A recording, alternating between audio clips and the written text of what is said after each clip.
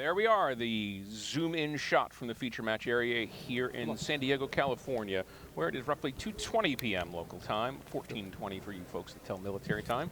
And there is our feature match. That is Mark Eilers on your left, Josh Utter-Layton on your right. That's a good shot, Josh. And we're underway.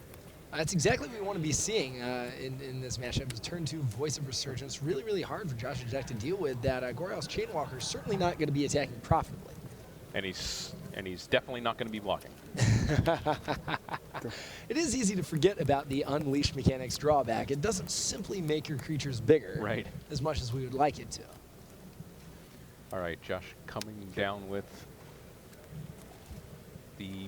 I can't quite see that on the monitor there. Yeah, is that a Fire Fist Striker, I think? Yes. Fire Fist Striker, we get confirmation from Rashad Miller. The camera seems to be zoomed out a little more than it sometimes is. Maybe I'm imagining that, but anyway, the Gore Clan Rampager really showing up defense for Eilers, and Eilers able to start attacking with that voice, which is actually a little bit, I don't want to say ambitious, but certainly bold against a deck with 2 attackers that voice could block and kill right now. Maybe, I mean, maybe there's this strike, counter strike that Eilers has in mind. He's going to get Josh to go kind of all in and hit him on the comeback. Let's see if we can get Eilers' hand there. We have another Voice of Resurgence, a Gore Clan Rampager, a Boros Charm, and a couple of lands. So, you know, you can imagine Eilers just betting on Utter-Layton not to have a haste creature to activate Fire Fist Striker, in which case the Rampager is actually big enough to block. But you kind of are relying upon your opponent not really having anything. And, of course, we see what their hands are there. Chainwalker Resurgence, Boros Charm for Eilers, adding Experiment 1, which he now cast. On the other side, a Legion's Initiative, a Boros Charm for Utter-Layton.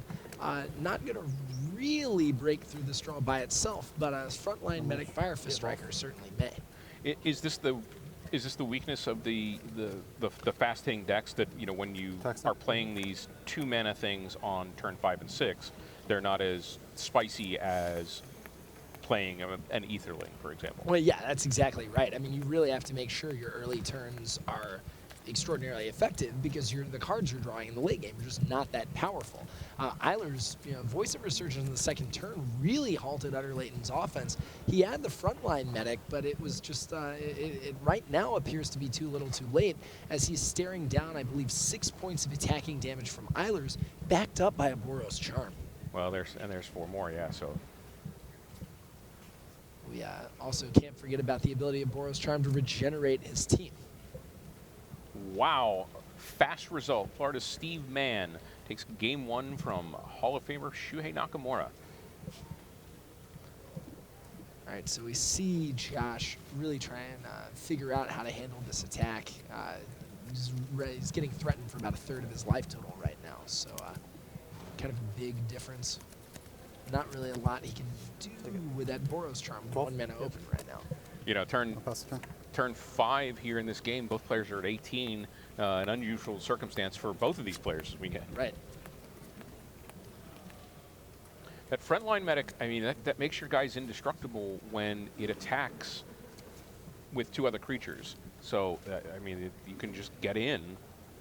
Right, and not worry about it. Certainly, Utter-Layton, you know, looking to create good attacks from him. He can attack for 8 damage right now. Not really good blocks from Eilers. The problem is that 8 exposes him essentially to what is very likely to be a lethal counterattack. He's got 6, 8, 11 points of damage on the board right now for Eilers. So if Eilers has anything, he can threaten lethal against Josh right away.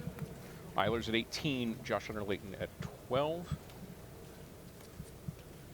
So Josh can play essentially his entire hand right now. He has the mana to do that.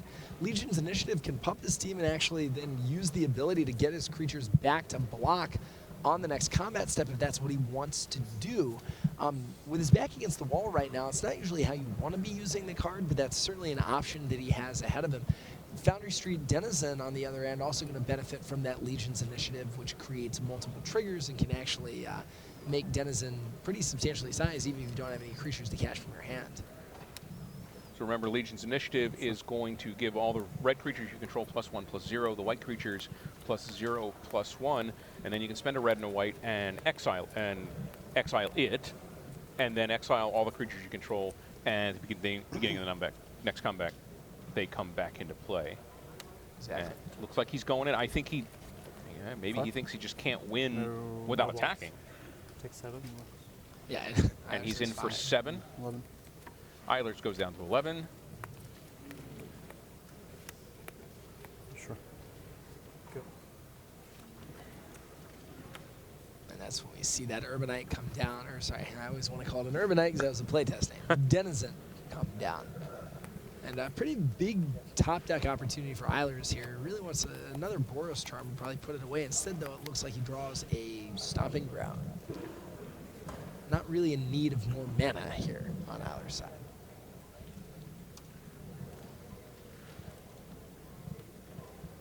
Boros Charm, of course, has 3 modes. Deals 4 damage to a player. You can make your permanents indestructible till end of turn, or you can make a single creature have double strike. So two of those modes certainly represent some sort of lethality in Isler's counterattack. Exactly. Next up. So by declaring attack step, Utter Leighton sort of loses his opportunity to use Legion's Initiative defensively. The whole team is in. See, Voice of Resurgence looks like it's going to get through. Rampager looks like it's going to get through. Experiment 1 getting blocked. So we kind of And see the Chainwalker getting blocked. we kind of see dueling Boros Charms for Utter Leighton and Isers. If Utter Leighton used his Boros Charm, Goros Chainwalker and Experiment 1 would hit the bin because of the Legion's Initiative pumping the Foundry Street Denizen. On the other end, Isers could theoretically be trying to use Boros Charm to the exact same end. Or alternatively, we could be trying to go to the Dome. Instead, though, it looks like the trade is simply allowed to happen. 6. And of course, the frontline medic not dying to the Chainwalker because of its additional point of toughness. Right. Right, I think that takes Josh Utter Leighton to 6.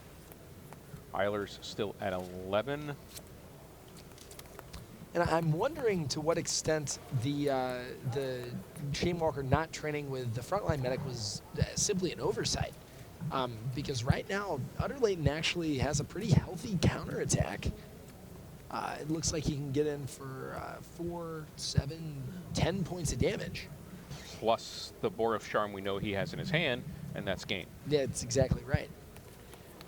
Now, is there a scenario where Isler's keeping 5 lands up and not playing anything makes Josh Utter Leighton put him on having a particular spell or 2? I mean, certainly one of the cards that we do see a fair amount of is War Leader's Helix, which you've got to be careful with your burn spells if that's coming out. On the other end, it's kind of hard to lose the opportunity right now to just win the game if you're Utter Leighton. 4, So 5, 6, 7, 8, 9, 10. yeah, and Isers basically says, "Show me something, Josh." Right. Take 2. I go to 1. So is he going to hold onto the Boros Charm to C now? Right. You don't want to give your opponent an opportunity to draw something that a matters. Helix or something. Yeah. Okay, so game 1 to Josh Utter Leighton over Mark Isler's here in round 12. What?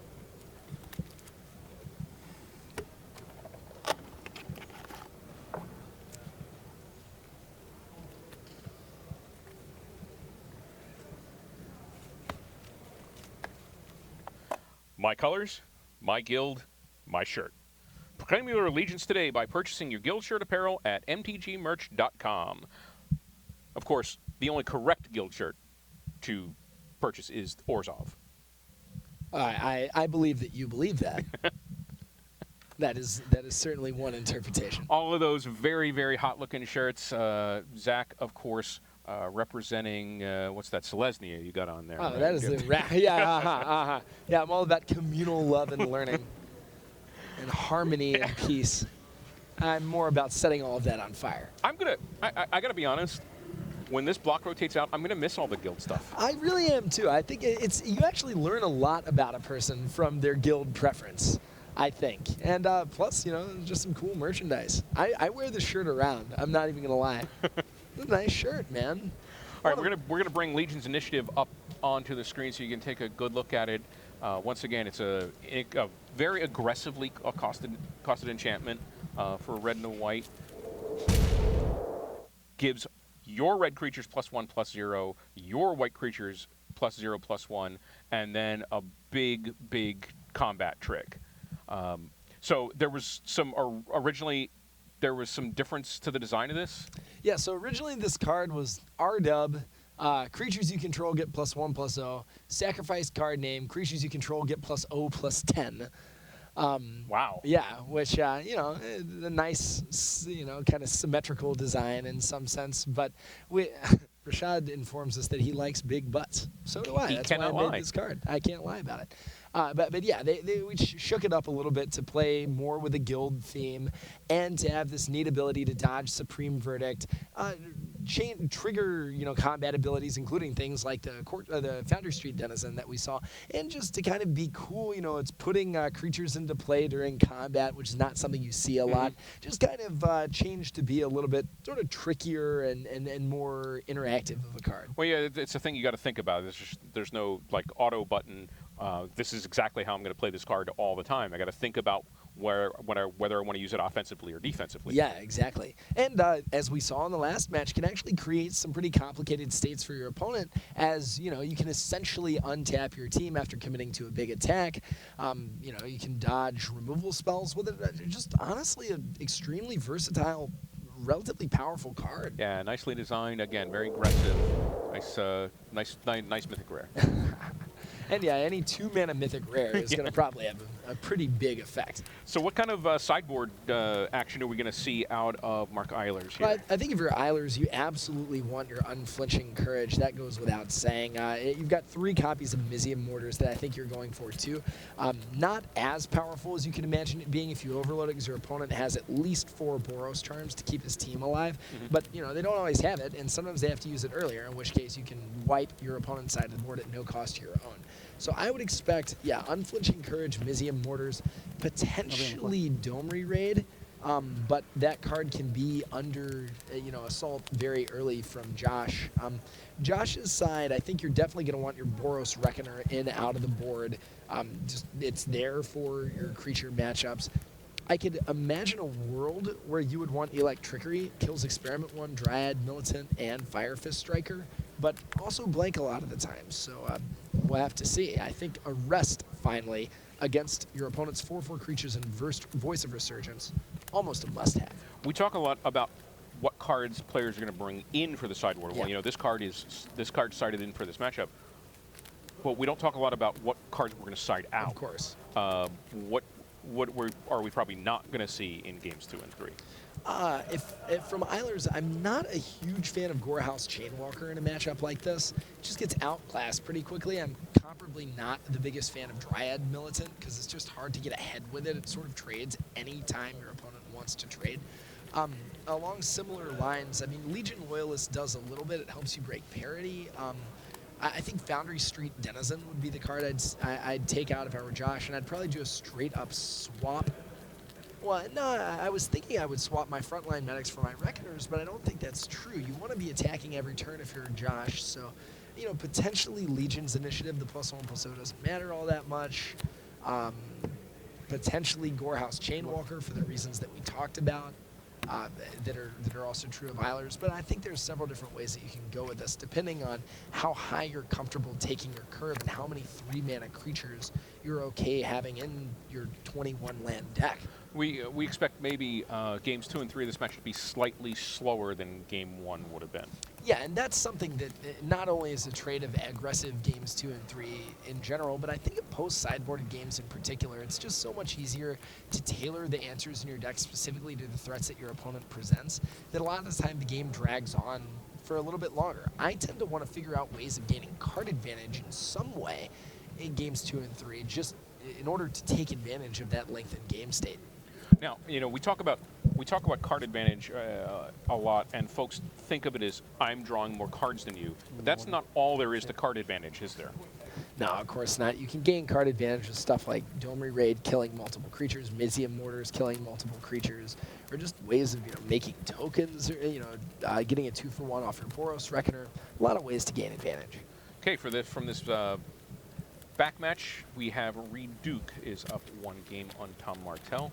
Have both of the players mulliganed here? That's what it looks like we're seeing, yeah. We saw the unflinching courage in Isler's hand. You can't be too upset to see that in your opener, but if you don't have lands to cast it, it's not going to really get you very far ahead. All right, so we'll see what happens here as they go to 6. Both similar decks. Neither of them is in better or worse spot from mulliganing. Right. I mean, that's what one would assume. I think the Naya deck might be in a little bit worse shape just because it's 3 colors, so you really, you have to sort of solve exactly that combinatorics problem. On the other hand, with the aggressive deck, the more aggressive Boros deck on 6 cards, it's harder to assemble a critical mass of early game to end the game in your favor, which means that the game's likely to go longer, which might provide the advantage to the more mid-range aggressive deck played by Mark right here. Though we're on the overhead shot, we saw Kai Buddha sitting at one of the back tables. He is still well positioned in this event. I said before the event I thought a Hall of Famer was going to make top 8, and we still have a string of Hall of Famers that are doing really, really well. Bob Marr, Patrick Chapin, obviously Kai in the feature match here. Yeah. And speaking of which, Kai Buddha has taken game 1 from Robert Yurkovich on that back table. Right, both players taking a look. Okay. There's Josh Utterlayton says keep. But Eilers is going to go to 5. All right, and that mulligan, obviously, not really where you want to be right now, especially on the play. Normally, you want to be on the play in a matchup like this, but being on the play at 5 cards means it's just hard for your deck to get together to really create anything. Oh, we have a match result in from Table B. Stephen Mann has taken down Shuhei Nakamura. So the Florida team racks up another win. This is becoming a kind of a powerhouse of Magic. It's just that one state down in the southeast U.S. That one state with which you're totally detached and have a completely objective opinion of. Speaking of which, how many of these guys do you know, Sheldon? All of them. Oh yeah. Yeah. I mean, I've been living there in Florida now almost 7 years. And before I retired from judging, I would go to some of the PPQs. I would certainly go to the pre-releases and stuff. Stephen Mann is a regular at Armada Games where I play Commander on Thursday nights. Oh, cool. So I see him all the time. Chris Fennell, Ben. I've known Ben Stark since he was forever. Younger than you. So there's these. It's a really tight knit group. I think they play well together, and I think one of the things that you find that I've seen with them so far is that great Magic players necessarily have great egos. Well, that bodes well for my Magic career. Right. Yeah, I'm surprised you're not a multiple Pro Tour champion. I think that a lot of the Florida guys don't let their egos get in the way of teamwork. That's really important. And I see that from Ben Stark, too, having played with him a decent amount. And we're back to the action. There's Burning Tree. I'm sorry. That's the Boros guy. That is a Fire Fist Striker. Fire Fist Striker, I believe that card is, and we see immediately a trade of the Striker for the Cackler. And if you're Utterlayton, you can't be too sad about that. Your opponent's mulling to 5; they're on the play. You're already up 2 cards by being at 6 and on the draw, so you're willing to trade 1 for 1 essentially as much as you can. Right. Utterlayton into the battle zone, but only has a Guildgate. Yeah, for his response. We're There's the Rampager from Mark Eilers, who is already down at 15. Yeah, a lot of lands over on Eiler's side of the board. We look at his hands, just 3 more lands to look at. We look at Josh Utterlayton. He's got a Mizium Mortars for the Rampager, as well as a frontline medic to follow up with, which answers the question of whether he keeps that in his deck. So I think, Utterlayton casting Mortars here and attacking. Oh, I guess that's not what he's going to do. I guess he's going to want to clear out the blocker and attack for 6 total damage instead of 3.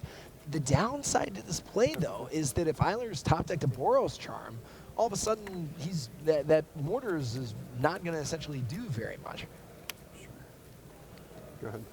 Now, another thing you can be doing if you're Utter Leighton is saying, okay, I want to save my Mortars when I have 6 total mana. Right now, he doesn't even have the 3 red sources, though, so he's got to be a little bit careful on how he wants to deploy that. It's a Brush Strider there for Mark Eilers. It's a 1-of in his deck, isn't it?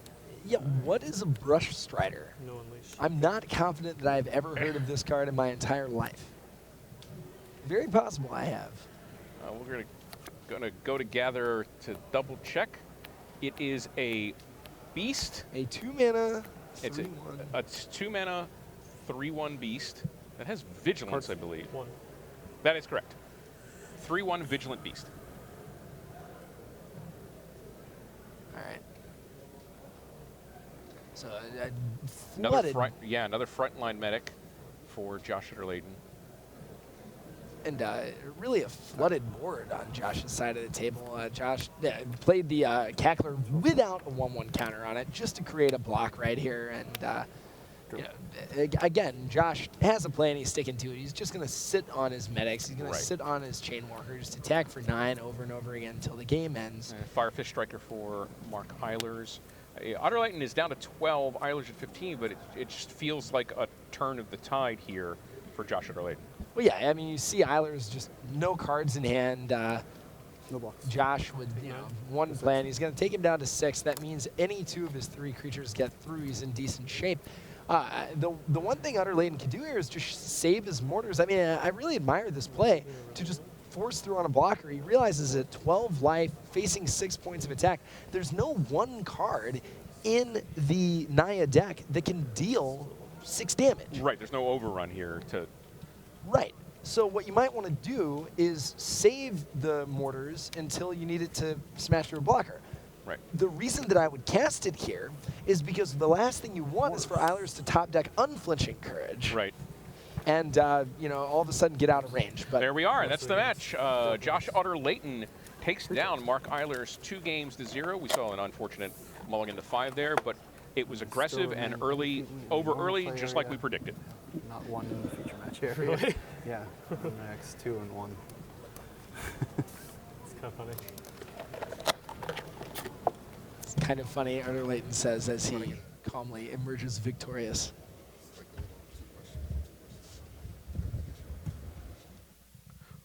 Looking to face a greater challenge? Take your game to a Grand Prix and see how you fare against the best players in your region, as well as top visiting Magic pros. Upcoming Grand Prix include Guadalajara, Gothenburg, Providence, Houston, Bangkok, and Las Vegas. For more information, visit wizards.com/Grand Prix.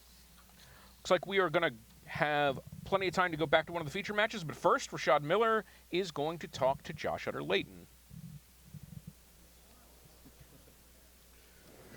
Rashad Miller here with Josh Utter-Leighton.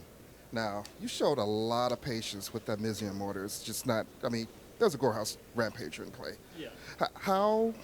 What was the plan? What were you thinking? What did you want to really do with that Mizian Mortars? Yeah, so the first turn I could cast it on the Rampager and get in for 3. The reason I didn't is because the next turn I could then just play a Medic and a Mortars. So it just like uses my mana better, gets further ahead on board.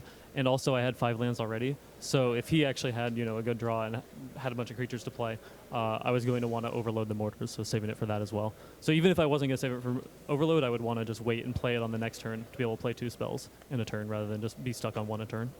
And even to play with like the Rakdos Cackler, not putting the +1/+1 counter on it, were you just planning just to trade with was the plan just to do as many 1-for-1 trades and not be that aggressive, or exactly what were you thinking there? So with the medics in play, my life total becomes a lot relevant because he's able to race back rather than just coming up the board. Like, I'm able to get through no matter what. So being able to shut down the Brush Strider, which is able to hit for 3 while still, being a relevant blocker on defense. There's no reason for me to be taking 3 a turn there when I'm not even necessarily going to be getting in with the 2/2 anyway. So that was just to, be like, we were in a racing situation, so it was just better for racing in that spot. All right, that's Josh Utter-Leighton. We're going to send him back to the booth. All right, everybody, I'm Sheldon Menery. He is Zach Hill, and we are covering round 12 action here at Pro Tour Dragon's Maze. I think we're going to go to the Tom Martell Reid Duke match, where Reid Duke is up 1 game. Well, that's certainly what I'd like to see. So, you know, I wouldn't complain about that. But I really was impressed by the match that we just watched. I mean, I think a thing that it's easy to forget about is when you're playing a deck that just casts creatures and attacks with them against another deck that casts creatures and attacks with them, exactly how many minute decisions and how much strategy is involved on every one of those turns. You know, the games may not go to turn 15, turn 30, like some control mirrors. But as you heard Josh talk through, you know, I mean, there was a lot involved in that play where you're casting the mortars. And, you know, we were talking about it here, and it's great to hear just exactly how much thought goes into a decision about whether to use a card that deals 4 damage to kill a 4/4. Right. I mean, the thing is that the mindset, you think the mindset would become, well, I've got all these aggressive cards, I need to play them aggressively. Well, sometimes you need to be patient, like Josh showed there, how he was in that game. So we're going to go back down to the floor, and we are going to see, I believe, Reid Duke and Tom Martell. 5. Yes, we are. Tom Martell on the left, Reid Duke in the purple on the right. We are in block game with the 2. line. Reid Duke my up a line is game. done. And again, we've got a control on control mirror here. Yeah, and not only is it a mirror, it is essentially the 75 card mirror. I haven't gone through and ascertained whether it is the literal exact 75. There are a lot of different numbers here, but eyeballing the list, it looks like we see 1 Urban Evolution out of Reid Duke's list, 2 Angel of Serenity in both of their lists. There's a maximum of 1 or 2 cards difference between these two decks. Gate Creeper Vines. There's, as a matter of fact, look, I mean, our boards are pretty similar there. We've got Gate Creeper Vine on both sides. We have Elementals created by Voice of Resurgence on both sides. We have another Voice of Resurgence for Reid Duke, and we have Jace Architect of Thought for Tom Martell. And that is the big one there, Sheldon. This matchup very, very much hinging upon Jace and just upon the ability to draw a lot of cards. Here he is, Jace Architect of Thought. Another in the long line of strong Jace Planeswalkers. Number 4, as a matter of fact.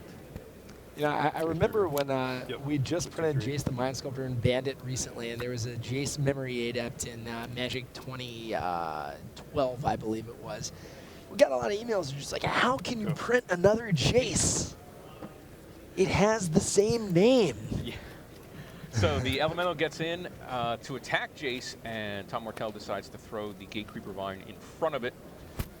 Prefers his draw advantage. Yeah, I'm pretty sure that if R&D came up with a card, called it Jace, and made I'm at 18, you're at 16? made the ability +1 Dirtle, people would still play it. And that would give us an opportunity to scientifically define Dirtle in Magic terms, which is something I've been wanting to do for a while. You mean it's not going to be a keyword in 2014? Hey, never say never, Sheldon. So 2 Breeding Pools, 2 Hallowed Fountains, an Advent of the Worm, and a Dispel in Tom Martell's hand. Whereas pretty juicy hand over there on Reid's side, even though it's been Tom that has been drawing, it looks like a fair bit more cards. Reid Duke has double Plasm Capture, but I don't. Does he not have 2 green mana? 16 all. He does, I believe he has Celestia, Guildgate, and Temple Garden over there. Really just a very spicy hand for Reid. I mean, you've got to be a little frustrated if you're Tom. The other thing to think about in this match is even though we see 2 Elemental tokens, Reid's Elemental is a 2/2 thanks to his Voice of Resurgence. Tom's only a 1/1, so even though they're the same token, not able to trade with each other right now. Tom Martell at 18 life, Reid Duke at 16 in this match. And Reid Duke is going to get in with both creatures and attack Jace. Now, part of me thinks that you really do want to cast Advent of the Worm here. It could be devastating if it gets Plasm Captures, but you can protect it with Dispel. And Jace, really the only advantage that you have right now. And if you don't protect it, I don't really see how you're winning this game. Yeah, you have to make a battle over this right here. Yep. All right, so Tom, by casting the Advent of the Worm on Reid's turn, Voice of Resurgence making an added value elemental Maybe a worm, token, I so guess. Tom must have I'm really optimistic thought. that it'll be a worm, but Yeah, Tom must just say, okay, look, I needed to cast it on your turn, needed to play around some counter spells, needed to make sure that if you had a counter spell, I wanted you to use it before you got to untap, and that's worth an elemental to him. So Reid Duke is okay, yeah. full of plasm capture, Can I block? but he's going to let it go. And Tom looking to eat one of the elementals and trade with the Voice of Resurgence, assuming something doesn't happen to the worm. All right, these die. I'll make another elemental. Yep. From the back table, Hall of Famer Kai Buddha has taken down his match 2-0 from Robert Yurkovich, and he is moving on. Positioning himself for a deep run. There's a detention sphere from Reid Duke. What's he going to take out? So he's got to take out the, well, if it resolves, he's going to take out the Jace. I could see taking the Jace. I could honestly see taking the worm token. Yeah. Yeah, you know, so now you're able to And this guy threaten dodges Jace well, 1 damage. and right, take out the other token because it has 1 damage on it. Nicely played from Reid Duke. The reason it's 1 damage is that the Voice of Resurgence that it blocked had 1 power These both thanks to 3/3 Jace now? plus 1 Right. ability. Cards. All right, we see 5. the Etherling in Tom Martell's fan. We also see a cancel that's not quite up on our board. There's a breeding pool on the top. So one thing that Tom does have going for him right now, we've talked about how action-packed Reid's hand is. Tom does have a lot more lands. In a control deck mirror, I mean, they both have, 7, or Tom has 7, Reid has 6 in the battlefield. Tom a lot more in hand, though, and that's going to allow him to use his counter spells a bit more strategically to also force through threats. So he's going to activate Jace and come up with the mini factor fiction. Not a bad deal. No, never a bad deal. I think the 2-card splits are more difficult to make than the 5-card splits. Well, or because the 3-card splits. so I mean. many times with Factor Fiction, you're just like, okay, well, I'm going to get hosed either way. Right. Jace sometimes presents, one really relevant card against 2 substantially less high impact cards. And Tom going for Etherling right now. He drew Voice of Resurgence, I believe, could cast that, could protect that with cancel and dispel, but instead saying big game now, going for the Etherling. Reid Duke has cancel of zone, but Tom has dispel. Etherling, the card that this matchup revolves around. Still 1 more land to protect it. On the other hand, this is a huge opening now for Reid to resolve a big Sphinx's Revelation. The challenge simply being, in those 4 cards, can he find an out to that Etherling before it chips away at his life total? I mean, he's at 16, so he's 2 Etherling hits away from this game. Exactly. This game. Now, the Sphinx's Revelation going to gain him some amount of life. But still, that big dispel, big Etherling play for Tom right here. And Tom was able to sneak that in under Plasm Capture, which is also very relevant. Reid was down to 3 untapped mana. And Reid is going in with the elemental and, well, with the 2 elementals. That Gate Creeper Vine just does so much valuable work in this deck. It protects Etherlings and other threats from far and away. It makes Voice of Resurgence creatures bigger, and it ensures that this 3-color mana base doesn't miss a beat. Protects Planeswalkers as well. Tom Martell doing a little counting over there. Yes.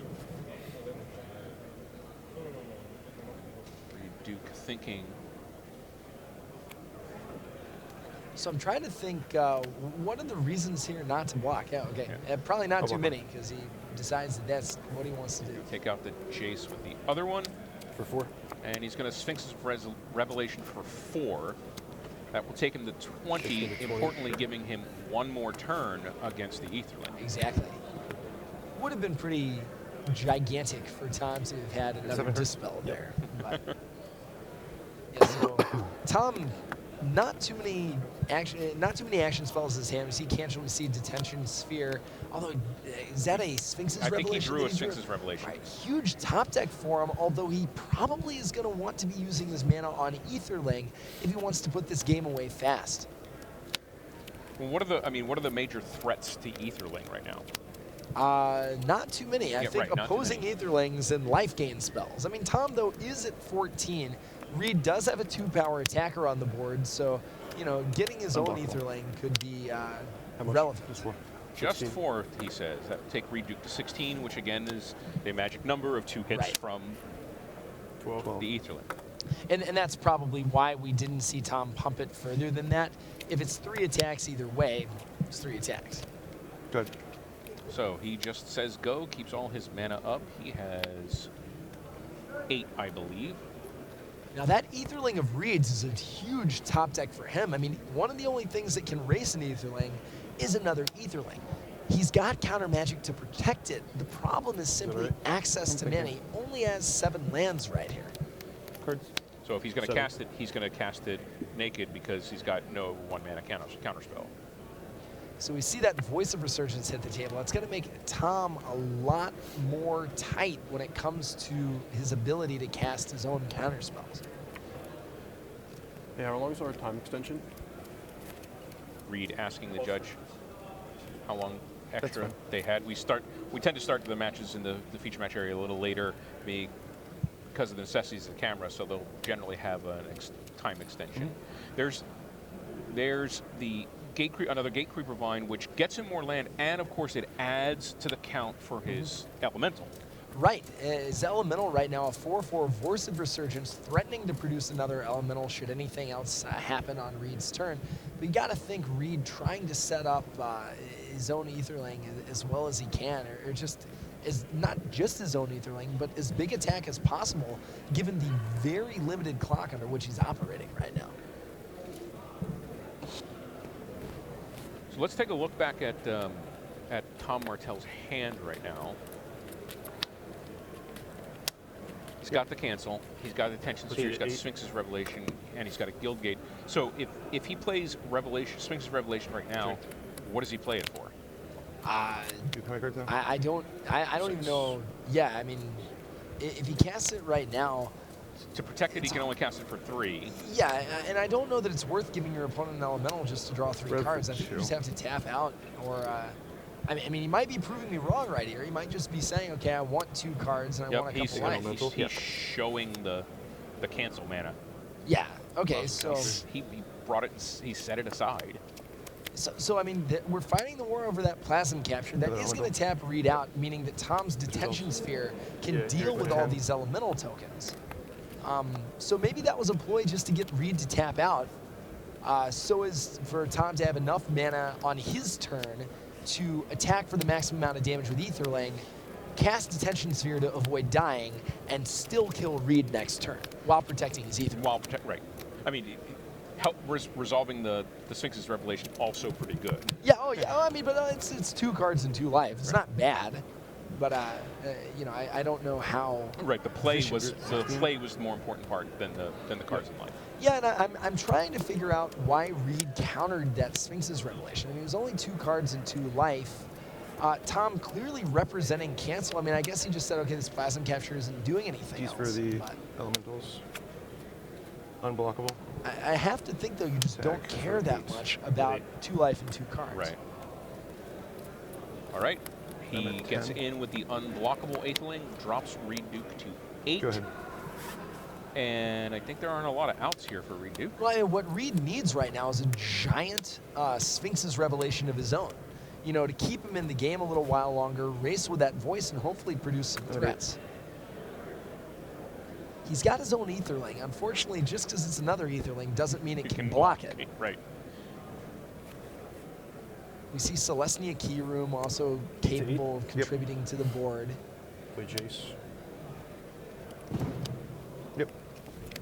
And Jace ticking up again to just stem the bleeding a little bit from that Aetherling, which actually gives him another full turn.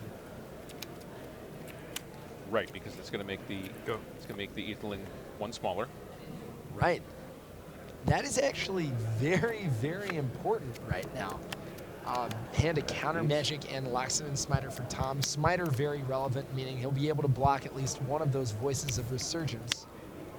Or alternatively, the Celestia Key Rune, which Reid is threatening. Yeah, right I mean, now. Tom's got to be careful about the the crackback that because right. that key rune can be animated and swing in as well. That's exactly right. And although, again, relevantly, the crackback would only be for 7 damage with Tom at 8, so we might actually be in a position to see both players at a very tenuous 1 life by the end of the next turn. Well, far more likely, I think, is for Tom to... Tom doing a quick count of Reid's lands. Tom also trying to keep Syncopate mana up. Unblockable. No need for Tom to attack Reid down to 1 here, but he wants to make sure that he is presenting lethal into attacks. I think Take 4. And then 4. also doing some math for how large of a Sphinx's Revelation that Reid could actually cast. And he brings the Aetherling back after looking it out on his main phase. So he has it available as a blocker. Again, another strength of the Aetherling that you can just... It's effectively vigilant. Right, so Jace activating its -2 ability. 3 pretty huge hits right now. We see a Jace, a Dispel, and an Aetherling on Reid's side. Normally a Jace activation you'd be really happy with, but probably a little too late this game. All right, yummy. Good game. Good game, he says, and we are going to go to game 3, it's a Tom great Martell game. and These Reid are all Duke. fine, right? Round Those are all yours? 12 action here from Pro Tour Dragon's 11 minutes Maze. on the clock. Yeah. Let's do what we can. Yep.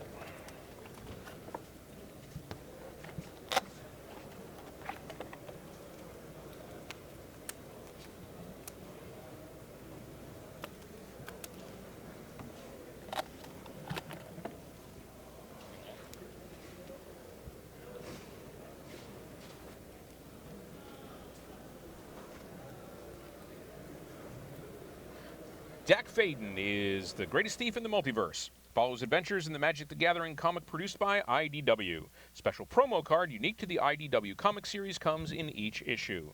Find out more about these comics at wizards.com/magicmerchandise. Any plan from the sideboard for either of these guys based on whether they're on the play or on the draw? That is a really good question. I would say on the play, you might want to bring in your extra Azorius charms just simply to make sure that you hit all your land drops. Not having played the deck, I don't really know how difficult it is to do that, but I can imagine missing a land drop being just a death knell for a deck like this. Also, something they may be considering is just a dance of how many Plasm Captures you want relative to Dispels. Plasm Capture, really powerful card. Counter Magic, also really important. But if you're fighting Dispel and Cancel fights, hard to find a good window with which to resolve that card. All right, we're going to bring up the Voice of Resurgence card because it can be a huge factor in this match. When you're casting spells on somebody else's turn, Voice of Resurgence is going to give you more creatures. Right. I mean, we designed this card in R&D specifically to host Sphinx's Revelation decks, also to deal with Supreme Verdict. Wind up being pushed pretty substantially, such that it's kind of just a good threat in its own right. The token, kind of a Keldon Warlord, doesn't lock in when it goes into play, but instead remains, can fluctuate with the number of creatures on the battlefield. And really powerful in Modern, as this points out, in the Birthing Pod deck, because the deck's full of sacrifice outlets anyway.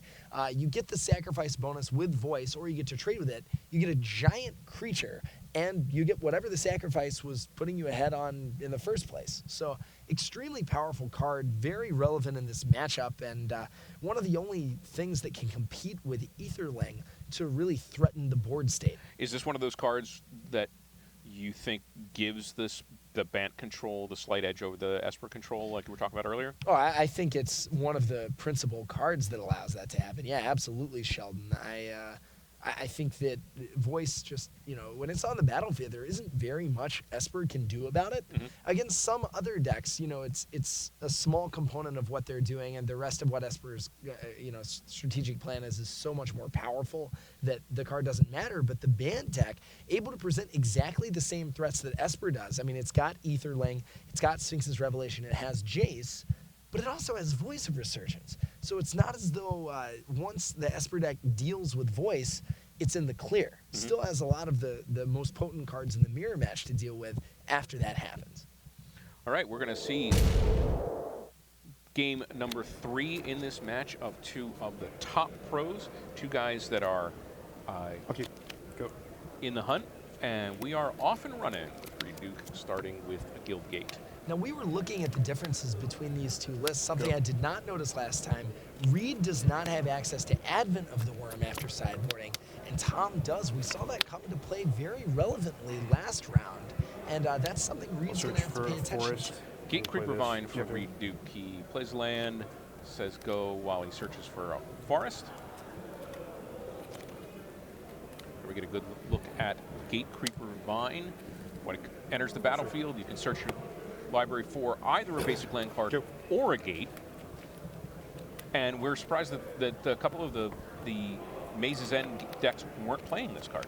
Go. Yeah, I mean, it's, you know, it seems like it goes right in hand with the gate strategy. On the other end, you might just say, okay, well, Maze's End is my card that gets me my gates. I don't need to worry about a tremendous amount of redundancy. That's going to be taken care of. And so Go. we see an untapped 4th land for 2016, Tom, yeah. not electing to cast the Jace Go. that is in his hand. Does not want to get it hit by Plasm Capture, but playing it untapped, just allowing him some more flexibility. He can represent Cancel plus Dispel. He can theoretically cycle Sphinx's Revelation if that mattered, but instead we're just seeing a good old-fashioned game of Drago between these 2 players.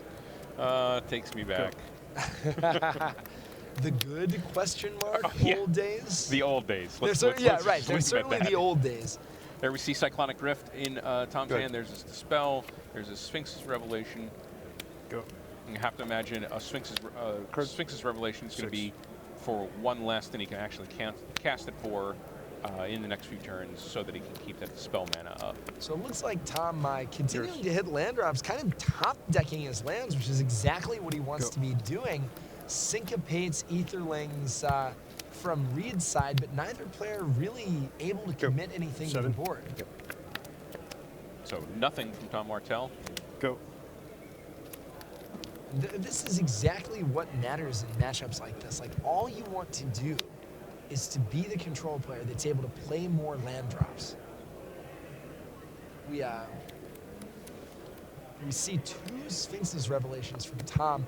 He can Revelation for 3 with Dispel up, which I think 2. is what he wants to do here, but he's casting it for 2 to leave 2 Dispels up just to make sure that Plasm Capture plus Cancel not only doesn't stop his Revelation, but doesn't allow But blows Reid it, yeah. tremendous mana drain now. We're seeing Reid's hand now, double Etherling, Gate Creeper Vine, Plasm Capture, and the Plasm Capture coming down right now. And syncopate your Dispel for 2.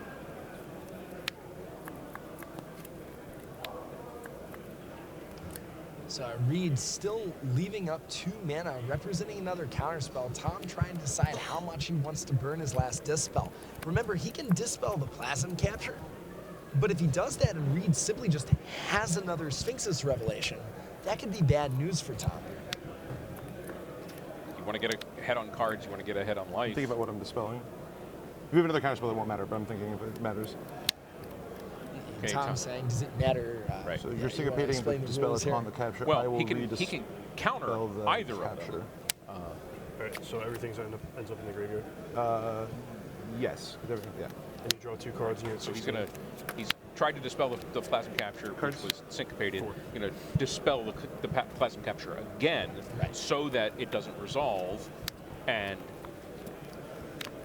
get Reid all that mana on his turn. Right, he's essentially saying you're syncopate on my Dispel. Okay, that's not what I care about. Right. I'm going to go counter the Plasm Capture again, so I don't give you 15,000 mana. All right, so Jace, again, one of the most important also- cards in this matchup here. And And he's gonna- Tom kind of just trying to hit land drops, you have Right. to imagine. Well, there's 2 lands and a syncopate for Tom Martell. Going to split those up. Yep. Sure, you can have the lands or 1 counter spell.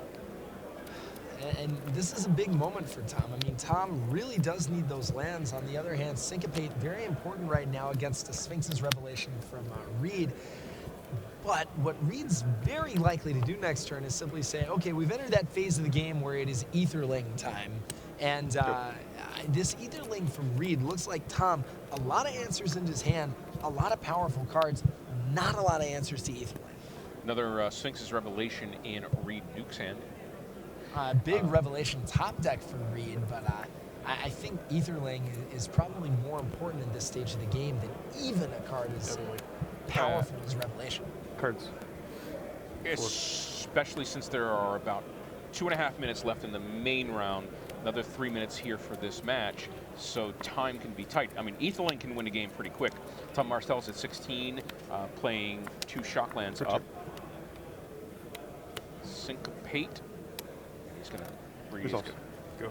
pay All for right. it. And that at least makes it more likely that Tom can resolve a Cyclonic Rift in response to Reid flickering Etherling out, which could allow him to draw a counterspell off Jason, rid of that Etherling for good. There we see the split. There's a land and another Jace, but Tom takes the... I didn't quite see what that was before he grabbed I'm it. at 16 right now. I also cannot quite tell what that card is. It was a That is cancel. So that is exactly what Tom's plan is right now. I think, again, Tom's setting up Detention Sphere, wants to bounce Etherling in response to its flickering out of the Detention Sphere, threaten it with cancel on the way back down. Not only could that deal with this Etherling, but it could potentially buy the time he needs to not die. All right, Tom Martell is going resolves. on the line that Zach Hill Exile has suggested. Detention Sphere resolves. Etherling tries to blink out, and it gets targeted with Cyclonic Rift, which will go back in Reid Duke's Cards in your hand. hand. 4. Tom showing the cancel mana. Of course, Reid knows that he has the cancel on his hands since he got it off the Right. case. Now, something Reid could do is just play Voice of Resurgence first. Say, all right, here's an Etherling. Let it get canceled. What Tom doesn't know is that Reid has another Etherling in his hand. So that can give him a Keldon Warlord token or an Elemental token, while still allowing Search for Reid to an come island over and the play top it. of Sure. Etherling the very next turn. And your turn.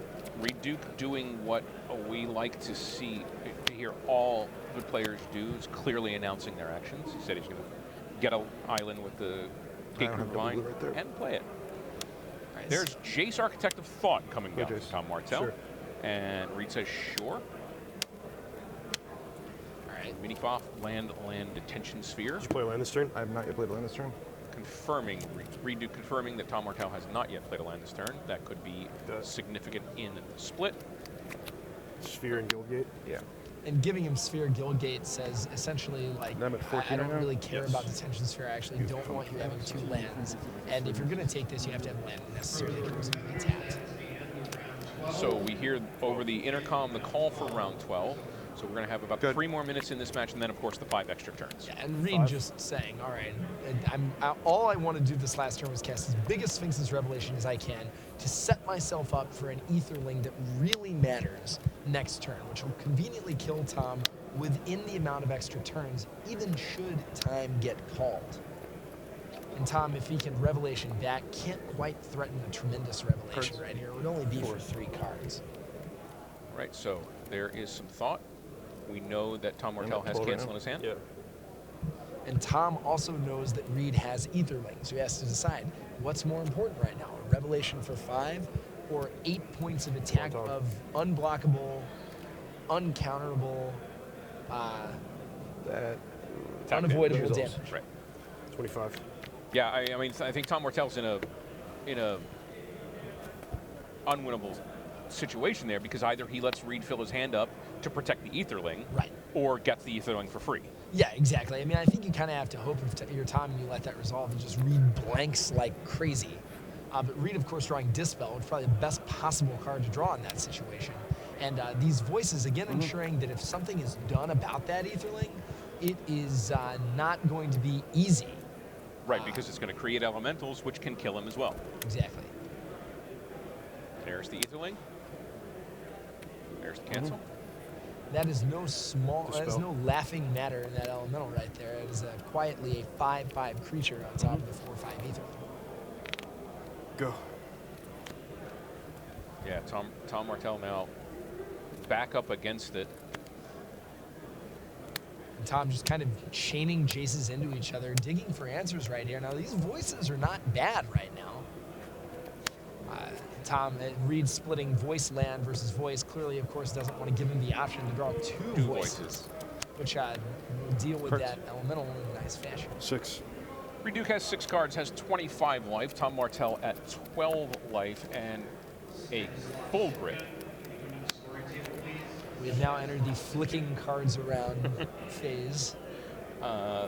The only real action cards Tom Martell has right now are a Sphinx's Revelation of his own and a Voice of Resurgence. He's not going to get a Revelation this turn. He's going to play that Jace again. Or he's going to play another Jace. Right. And he's going to mini off. Gate Creeper Vine, cancel. So he's hitting some goodies off of these Jaces. The issue is simply whether it is too little, too late. Tom has Detention Sphere for the Elemental token, could be relevant. Could also get double Gate Creeper Vine to shrink the Elemental. Okay, that's time of the round, so we're going to finish this turn and then have 5 extra turns. That means Reid Duke is going to get 3 of those turns. Tom Martell is going to get 2 of them. So Tom gassing up right here. I mean, he has Loxodon Smiter. He's got a Voice of Resurgence. He has threats that he can contribute to the board, assuming that's the pile he takes. The issue is simply having enough mana to deploy all of those threats in any sort of meaningful way right here. Yeah, it's not like Supreme Verdict keeps him alive here. Right. For too many turns. I mean, it gets rid of the elementals and the Gate Creeper Vines, but that Aetherling is really what he's got to be most afraid of. Tap 2. To play Voice of Resurgence. Now it's Smiter. Now it's Smiter. All right, so clearly the Voice of Resurgence that Reid presented, as well as the Elemental, not irrelevant, but far more contained. What's not contained in any way is the Aetherling. Right, he's 2 hits away. Yeah, and Jace not even having +1, so the Aetherling gonna hit for the full amount. Was gonna hit for a giant number anyway, but as we saw last game, that -1 from Jace can slow the clock if you're at the right life total. Tom Martell is at 12 right now. This takes me to 23, right? Yep. Reid Duke goes to 23 by playing Shockland untapped. Mana way more important than those 2 life at this moment. Remember, this is the first of 3 extra turns. That means that Reid has 3 attacks with which to kill Tom. Tom, technically 2 attacks in which to kill Reid. That, however, does not seem like the most likely scenario with Reid at 23, and both of these players with a huge number of cards in their hand. Right, it looks like, second Aetherling for Reid Duke. Unblockable. Makes the first one unblockable and comes in. And it's probably going to pump it for 2, it looks like. Attack you for 6. And make it a 6, Yeah. take away half of Tom Martell's life total. Leaving 3 mana up. He's got Azorius Charm, which theoretically could matter, but I have to think this is mostly just about having 3 ways of flickering his own Aetherling off the battlefield in case something bad were to happen. Right, I mean, the best Tom Martell could hope for probably here is a overloaded Cyclonic Rift. This is 16. Yeah, in response to an attack. Exactly. And it is actually very relevant from Reid that he has already seen Cyclonic Rift get burned this match. There's the handshake. Tom Martell has conceded to Reid Duke, who was going to win on the next turn. And Reid Duke moves on into the 9-2 bracket. Sorry, the 10-2 bracket. That is a big win for Reid right there. Hey everybody, I'm Sheldon Menery, this is Zach Hill, and we have just brought you really exciting round 12 action from Pro Tour Dragon's Maze. That's exactly right. Like I was saying, a big win for Reid right there. Not only taking himself to 10-2 in very good position for the top 8, winning against Pro Tour Gatecrash champion Tom Martell, a member of his own team in an extraordinarily difficult mirror match. You have to expect that's one of the hardest opponents you're going to face over the course of the entire tournament. Getting that kind of off your shoulders says, all right, I'll probably have a little bit easier of a time of it in this next round. All right, well, Zach and I will be back for round 13 action, but right now, we're going to kick you back to the news desk. Back to the news desk. Rich Hagan here with you as we head down the stretch. 5 fantastic rounds of block constructed coming your way this afternoon or evening or night, wherever you are in the world. Very quickly, Craig Wesco defeats Rob Castellum. That's the big headline this round, meaning that we have no undefeated players. They are both at 11-1. Eyes wide open. That's Josh Utter-Leighton. He is 10-2, and he knows the door is ajar for Player of the Year. He's not just trying to be the American World Magic Cup captain. He is looking to dethrone Yuya Watanabe as Player of the Year. But right now, over at the video, we're waiting patiently for us, is one Chris Fennell of the United States. He's got a fantastic deck. He's right in the mix of things here at Pro Tour Dragon's Maze. Let's get over to the wall. Chris Fennell and Brian David Marshall.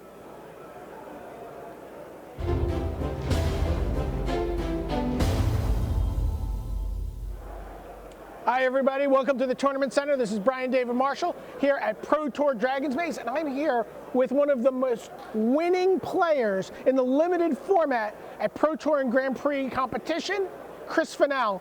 But we're talking about 60-card decks. Yeah. What's going on here, Chris? I don't know how this happened. I assumed if I ever got on camera, it'd be for a draft performance, but you guys took away the all limited Pro Tours, so I have to play constructed now. You know, you give a pro a platform, and immediately they start complaining. Okay, so we're here. You're in San Diego. What do? You go to the zoo. San Diego Zoo. This is the deck you're playing. You're playing this. Sharfin's playing this. Mark Eilers is playing this, and you guys are all really like on the top tables. Yeah, we're all in top 8 contention. Sharfman is 5-1 with the deck. I'm 4-2. Eilers, I believe, is 5-1 now. He just lost his first match with the deck.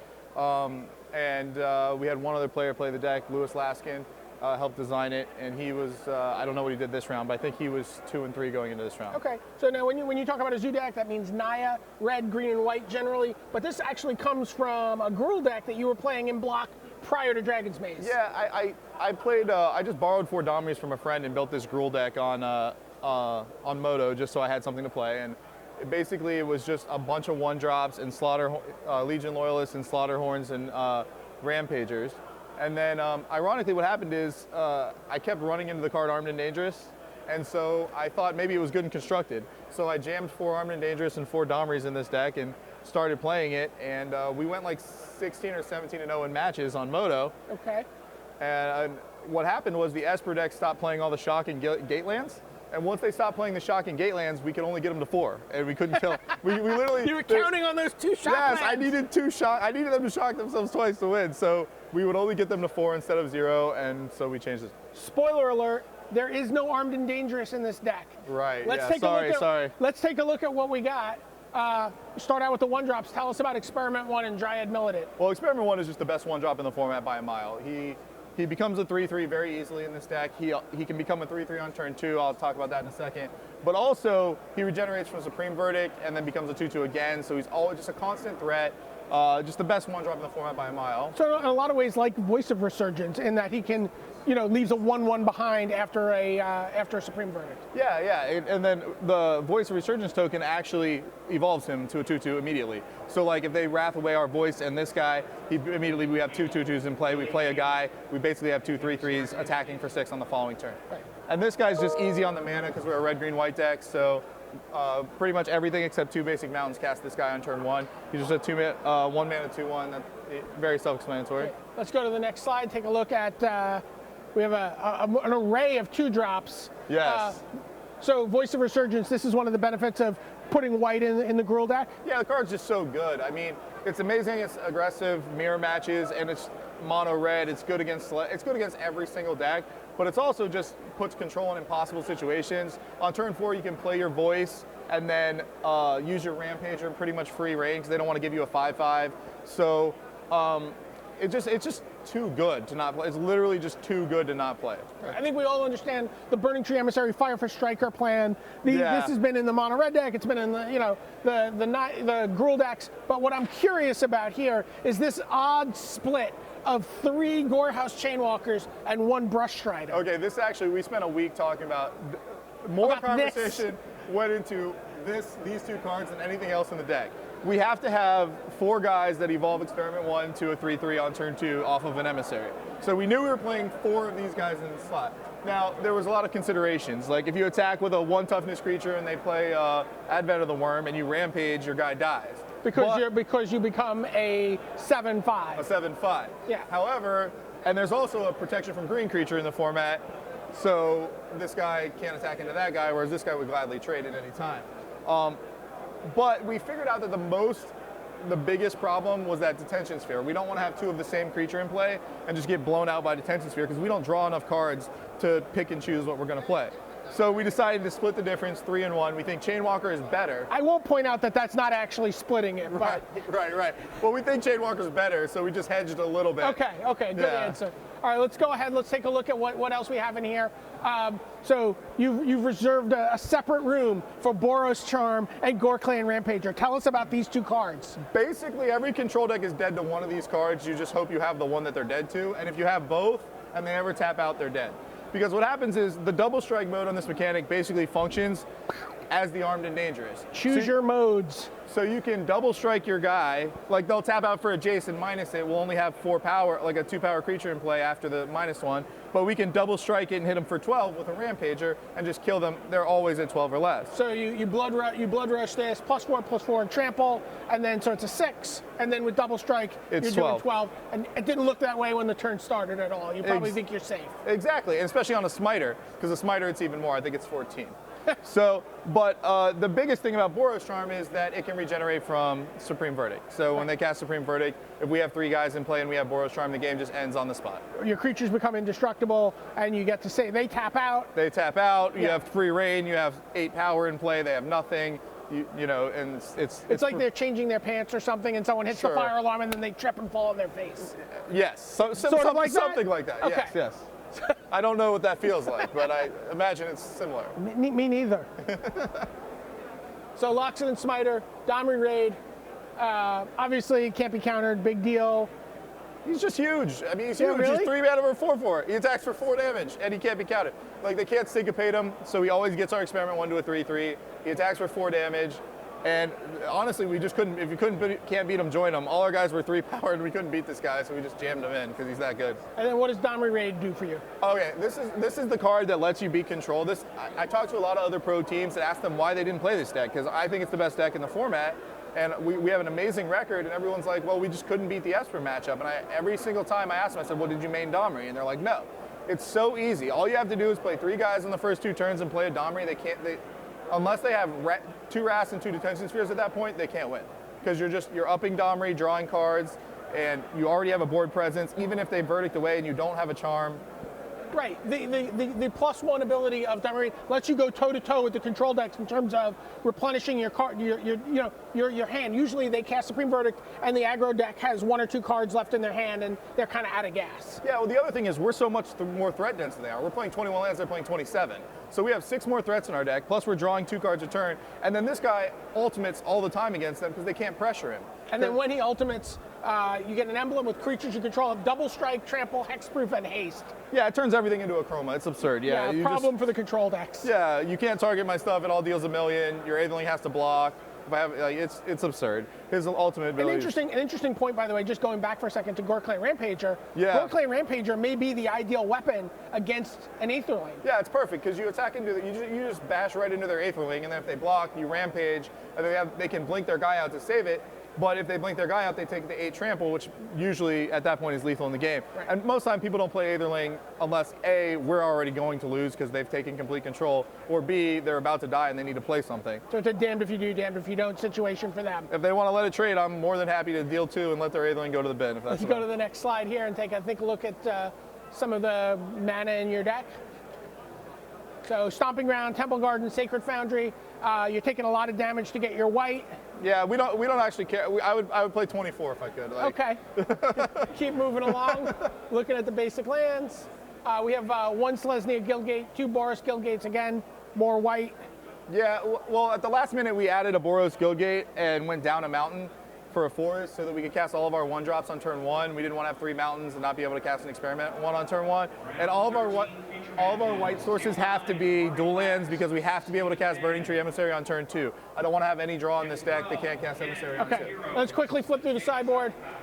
We see Mizium Mortars, Aerial Predation, Selesnya Charm, and next we'll just keep powering through this so we can let him go play Assemble the Legion, Unflinching Courage, Rule, War Chant, that's an exciting one, and another Dahmer. Another Dahmer, yeah. It's just big, powerful cards, that's all. Awesome.